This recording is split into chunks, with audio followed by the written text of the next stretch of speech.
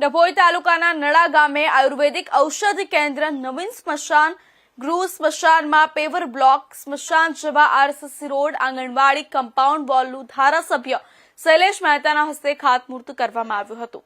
ડભોઈ તાલુકાના નડા ગામે ₹13.95 લાખના ખર્ચે નિર્માણ થનાર આયુર્વેદિક ઔષધિ કેન્દ્ર, નવીન સ્મશાન ગૃહ, સ્મશાનમાં પેવર બ્લોક, સ્મશાન જવા આરસીસી રોડ, આંગણવાડી કમ્પાઉન્ડ વોલનું ખાતમુહૂર્ત ડભોઈના ધારાસભ્ય શૈલેષભાઈ મહેતાના હસ્તે કરવામાં આવ્યું હતું। આયુર્વેદિક ઔષધિ કેન્દ્રના નિર્માણથી નડા ગામ તેમજ આસપાસના ગામોના લોકોને આયુર્વેદિક સારવાર સાથે પંચકર્મ સારવારનો લાભ મળશે। આ પ્રસંગે જિલ્લા પંચાયત ઉપપ્રમુખ વકીલ અશ્વિનભાઈ પટેલ, માજી તાલુકા પંચાયત સદસ્ય ભાવેશભાઈ પટેલ સહિત ગામના આગેવાનો, કાર્યકરો અને ગ્રામજનો મોટી સંખ્યામાં ઉપસ્થિત રહ્યા હતા।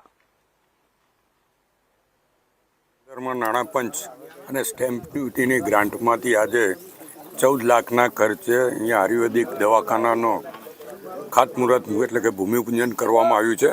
સાથે જ અહીંયાથી નડા ગામના સ્મશાન માટે નવીન સ્મશાન બનાવવા માટે 4 લાખ, 3 લાખ સ્મશાન ગૃહમાં પેવર બ્લોક બનાવવા માટે નાખવા માટે, સ્મશાનનો જવાનો રસ્તો છે એના 2 લાખ અને આંગણવાડીની કમ્પાઉન્ડ વોલ માટેના 2 લાખ કરીને 25 લાખ જેવી માતબર રકમનો આજે અહીંયા આગળ ખાતમુહૂર્તો કરવામાં આવ્યા છે।